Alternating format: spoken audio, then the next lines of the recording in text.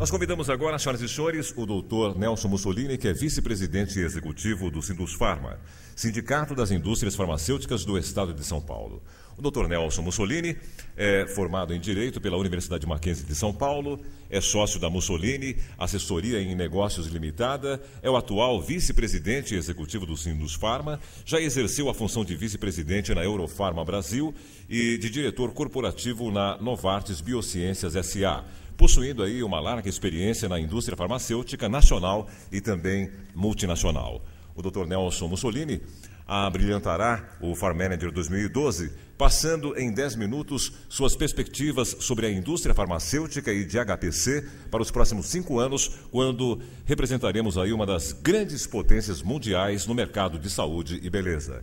Senhoras e senhores, nosso aplauso ao Dr. Nelson Mussolini.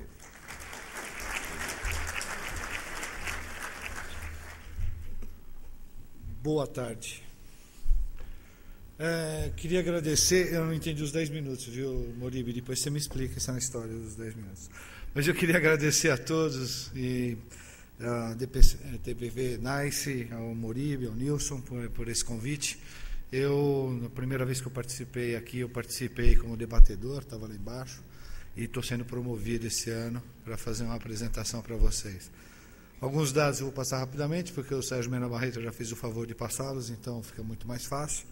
Tá? Mas os dados que eu estou passando, ele tem como base o IMS Health, o IBPT, IBGE, o BCG, tem RAIS, Ministério do Trabalho, IBGE, e foram compilados pelo Departamento de Economia do Sindusfarma, que é dirigido pelo Diório, que está aqui presente. Então eu agradeço ao Diório. Vamos lá, passar rapidamente o que é o Sindusfarma para vocês. O Sindusfarma tem hoje 138 empresas farmacêuticas associadas, representando algo em torno de 85% do mercado farmacêutico brasileiro, que a gente, junto com outras entidades que congregam as empresas, tenta melhorar um pouco a nossa vida perante o governo. Nós temos dentro do nosso DNA a formação de pessoas.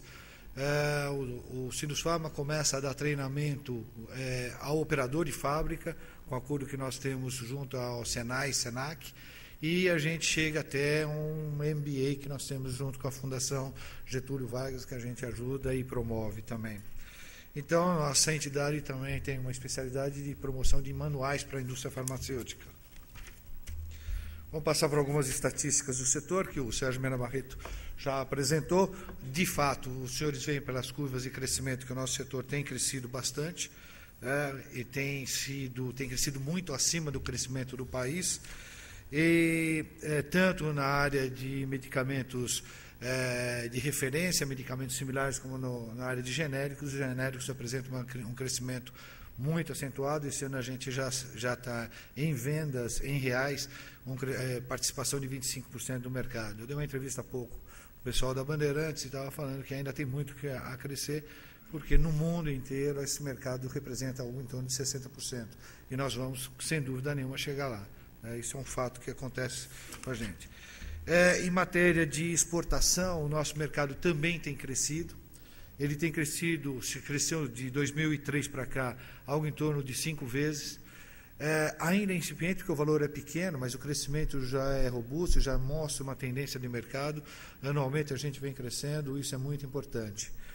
As importações também têm crescido, de forma que sofremos uma certa e uma forte pressão do governo federal em relação à nossa balança comercial, que apresenta um déficit de algo em torno de 5 bilhões de dólares.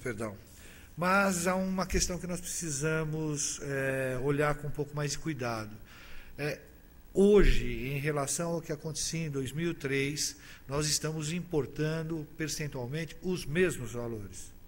Não houve um estouro da nossa área de importação. Nós tínhamos uma participação de 3% do comércio exterior brasileiro na área de importação, e hoje nós temos os mesmos 3%. Então, apesar de tudo que se fala, tudo que se diz em relação a isso, a gente percebe que o setor não tem uma culpa muito grande dos déficits da balança comercial brasileira. Outros setores têm problemas muito mais graves do que o setor farmacêutico. Essa posição do Brasil dentro do cenário mundial, nós tínhamos uma participação em 2003 de algo em torno de 1,3%, hoje nós temos uma participação de 3,6%, uma participação importante, sem dúvida nenhuma, mas, como vocês podem perceber, ainda é uma participação pequena. Então, nosso problema de balanço comercial está muito ligado também à questão que nós enfrentamos aqui, de ter um mercado que não consegue trazer para cá empresas, por exemplo, para fabricar insumos, porque a nossa participação ainda é uma participação pequena.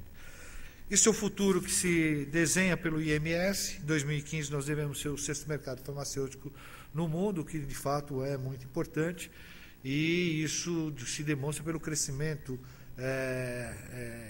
claro e sustentável que a indústria farmacêutica vem tendo no Brasil.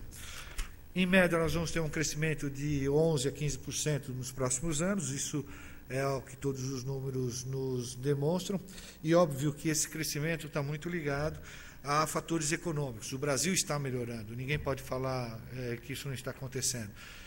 Quando uma taxa de desemprego reduz, para nós, o setor farmacêutico, isso é muito importante. Uma pessoa, quando está desempregada e tem uma dor de cabeça, fica num quarto escuro. Quando está empregado e tem uma dor de cabeça, procura um médico e procura tomar remédio para melhorar. Então, de fato, a aceleração da economia brasileira tem nos ajudado bastante. Assim como tem ajudado também a questão da farmácia popular, pelos números que o Sérgio mostrou. Nos preocupa também, como o setor varejista, essa questão de farmácia popular. Nós temos um entendimento muito claro de que o copagamento, a coparticipação, deveria ser uma regra e não uma exceção. E está virando, infelizmente, está virando no programa Farmácia Popular, e aqui tem Farmácia Popular, uma exceção. Isso nos preocupa demais. Não é certo do ponto de vista social, não é isonômico do ponto de vista social, uma pessoa ir no médico aqui na Avenida Paulista, na Itambé, e pagar R$ 850 uma consulta, e depois entrar numa farmácia popular e pegar um medicamento de graça. Alguma coisa tem que ser feita, porque o sistema não é sustentável. A gente tem visto a crise que está acontecendo na Europa, todo mundo está cuidando muito dessa questão de sustentabilidade do sistema. Sem dúvida nenhuma, nós temos um problema muito grave com relação a isso. Tá? Isso aqui é a participação do Brasil, e a gente vê que o Brasil tem crescido perante os outros países do mundo. Óbvio que governos mais populistas crescem muito mais na indústria farmacêutica, porque há uma tendência de dar uma assistência farmacêutica muito maior e a atingir patamares que em outros países desenvolvidos já estão há muito tempo. Por isso, esse crescimento. Incidência de impostos. Esse daí é o que eu chamo, o portfólio tributário. Eu, dentro do Sinusfarma, a gente brinca de salame tributário brasileiro, que é uma bagunça muito grande, tem muito imposto que nós pagamos, e tem um custo para o recolhimento de tributos dentro do Brasil que ele é absurdo. Não é só o custo do tributo em si, mas o custo para recolher o tributo. Tem muitas empresas que têm hoje mais gente cuidando da área fiscal do que na área de vendas. Né? Dentro ainda do que o Sérgio tinha falado, a área tributária brasileira é complicada. Hoje nós temos 33,9% de pagamento de impostos. É muito grande perante a média mundial de 6,3%. Alguma coisa precisa ser feita. A gente, como o Sérgio falou, nós na última reunião que tivemos com o ministro da Saúde para tratar de farmácia popular, a gente falou muito claramente para ele, ministro, assim não vai dar para continuar. Enquanto o Brasil fala em desoneração fiscal de smartphone, em desoneração fiscal de geladeira da linha branca, da linha verde, da linha preta, não fala nada de desoneração fiscal de medicamento. E medicamento é saúde. Saúde é vida. Vida é contribuição para o crescimento da nação e pagamento de impostos. Esse é um quadro só que eu gosto de mostrar toda vez que a gente brinca muito. Se entrar na farmácia tossindo, é um pagamento de imposto. Se entrar e não é latindo, porque os pets também pagam muito imposto, mas se entrar relinchando, tá, ou mugindo, paga bem menos impostos. Tá? Isso é o que se tem de impostos. A menina ali já apresentou, que eu só tenho mais 1 minuto e mais 42 slides, então não sei como que eu vou fazer, mas um pouco de paciência. Isso é o que a gente paga de impostos no Brasil, e a nossa proposta, inicialmente, é tentar que tenha pelo menos uma mesma legislação, uma mesma alíquota de impostos para o Brasil inteiro, uma substituição tributária também no mesmo nível para o Brasil inteiro, que seria uma coisa muito interessante. Indústria farmacêutica, estatísticas de de trabalho. Hoje nós temos 205 empresas aqui dentro do Estado de São Paulo, que é, sem dúvida nenhuma, o estado mais importante para a indústria farmacêutica nesse momento. Há um crescimento muito grande da área de Goiás, centro-oeste brasileiro, está havendo uma migração de indústrias para lá, inclusive em razão dos custos que nós enfrentamos aqui no Estado de São Paulo para a nossa indústria. Esse é o quadro de empregos que nós temos no Brasil. Nós temos a indústria farmacêutica que emprega em torno de 75 mil pessoas. Eu fiz essa apresentação desse número na CNI e fui contestado pelo pessoal da Anfávia e falou assim: esse número está completamente errado, você tem que fazer como a gente. A gente conta como dependente da indústria automobilística até ladrão de carro. Porque se não fosse a indústria automobilística, não teria ladrão de carro. Então você tem que colocar quem trabalha em farmácia, quem trabalha em hospital, quem trabalha em rede, quem trabalha em todo lugar, tem gente trabalhando na indústria farmacêutica. Aí a gente fez um cálculo rápido e nós chegamos a algo em torno de 700 mil pessoas. Ou seja, a gente tem um grupo muito grande, é simples.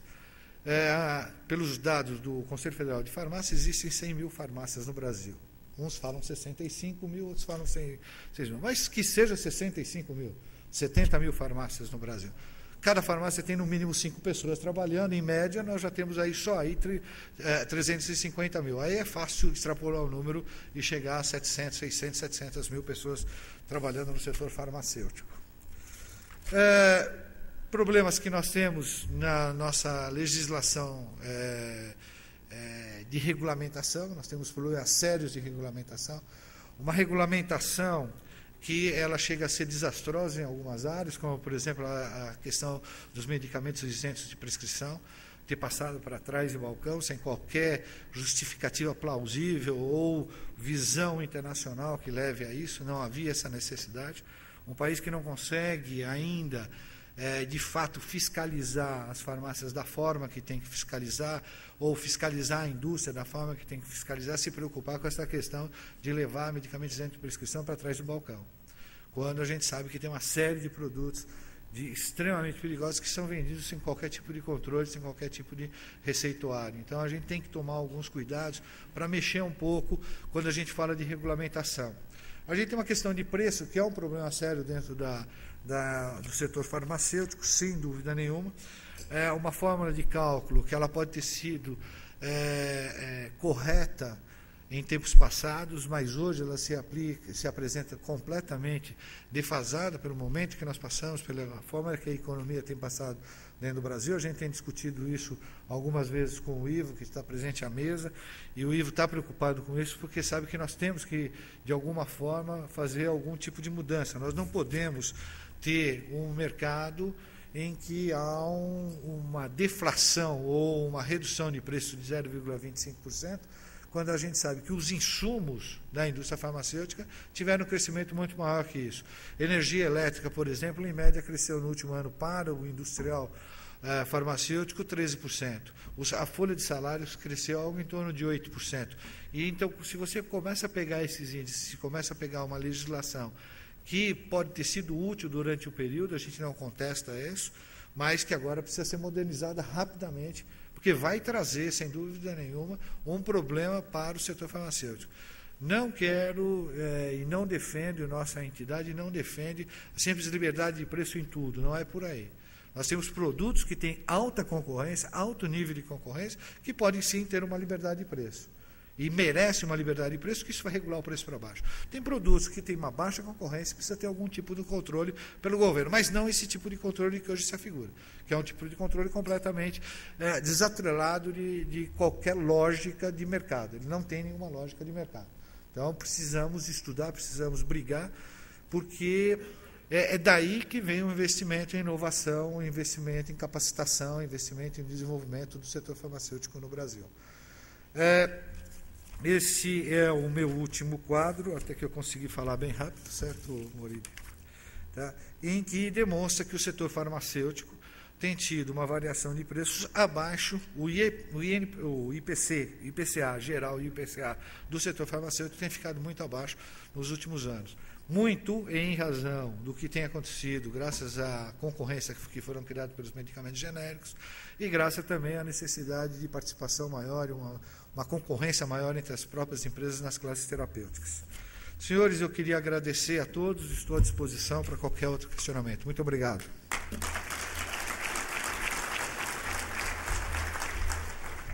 Muito obrigado, doutor Nelson Mussolini.